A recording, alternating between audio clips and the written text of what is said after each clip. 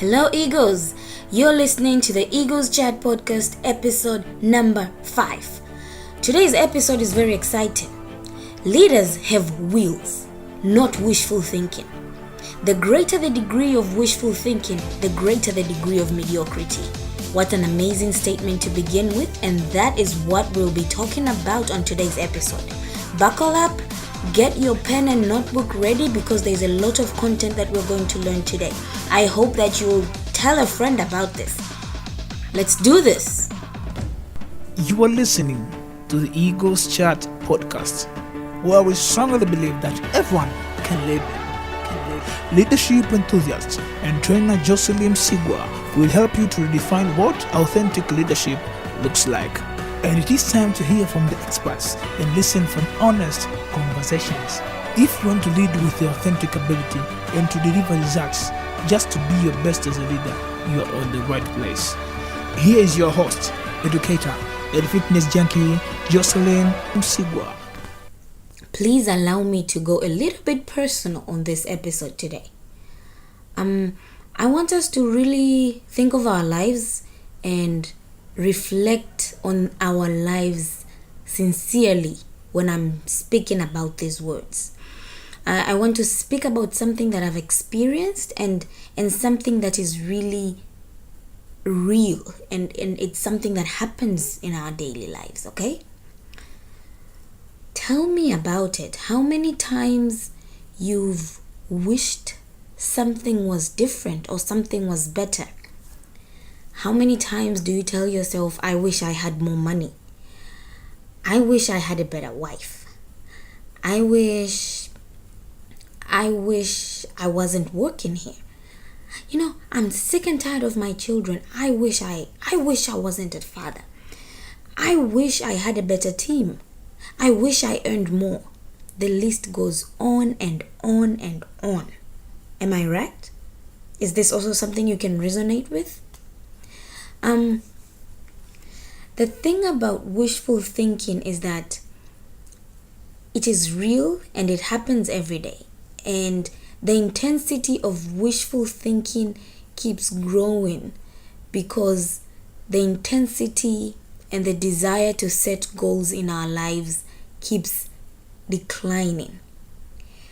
On a daily basis, at least once or twice a day, I meet people who share with me and tell me that they don't believe in setting goals because they've tried and those goals were not real and they just don't happen.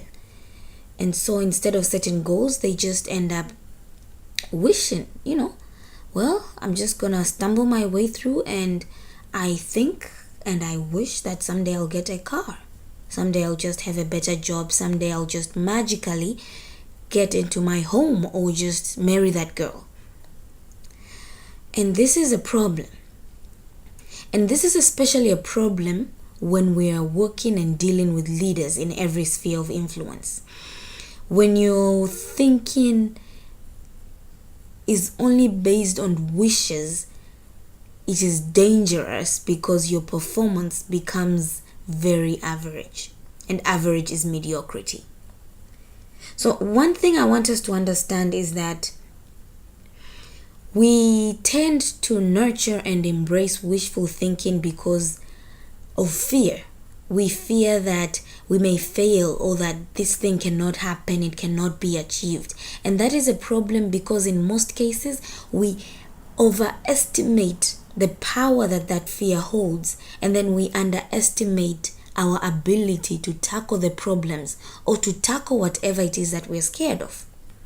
And so I want to share with you 3 things that are very important, and they are things that take me through my wishful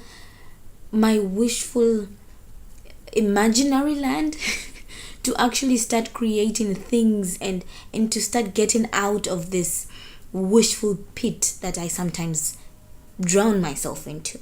I hope that they could be of help to you. So the first thing is that we need to understand that as human beings, we are at our weakest when we try to get something for nothing. Do you know how that looks like? You're trying to get something, but you're actually not giving anything or not putting any effort to get that thing. When we do this, we portray weaknesses. We portray weakness, and that's not who we are. You cannot want to earn more while you are not doing more. You're spending your time by making stories and watching movies, and you are actually wishing that you had more. It just doesn't work like that. You cannot want to be a better person, want to have influence, while your character and your reactions actually speak the opposite to what you want. So anything that we want, we have to give something so that we could get what we are trying to achieve, whatever it is that we are wishing for. We are at our weakest when we try to get something for nothing. That's number one. The second thing is that you need to understand that you will never change until you become angry.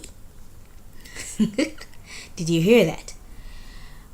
You need to reach a point where you stop wishing, but rather you start getting angry of the situation and circumstance that you're in.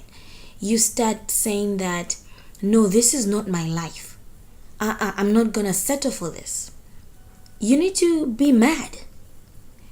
And that's good motivation, because you'll wake up every morning and tell yourself that this is not the life that I want for myself.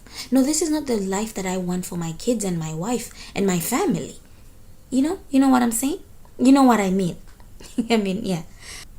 And the final thing is very important. It's very crucial.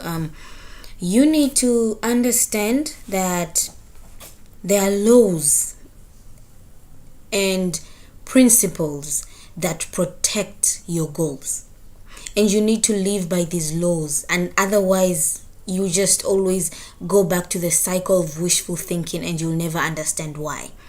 For me personally, laws that protect your goals are simple laws like discipline. Having discipline for your goals and making sure that if you plan something, you do it. But other laws could be as simple as the choices you make, the friends that you have, the things that surround you. What do you have around your home? If you want to be a person who's filled with knowledge and information, are you surrounded by books? Are you surrounded by resources that help you to do all those things? If you want to sing, do you have a guitar or a piano everywhere in your room? If you're a person that wants to be very influential, how do you address yourself? Now, the laws are very important. We live in a world that is a world of principles and laws of nature that cannot be maneuvered, or they cannot be manipulated by anything else. So the goals that you have are supposed to be protected by the laws that are obviously quite clear. One of the biggest lessons I've learned about goals is that if you set a goal and it doesn't, if you set a goal and you do not achieve it, you need to sit down and reflect about what went wrong. Why is it that you could not achieve it?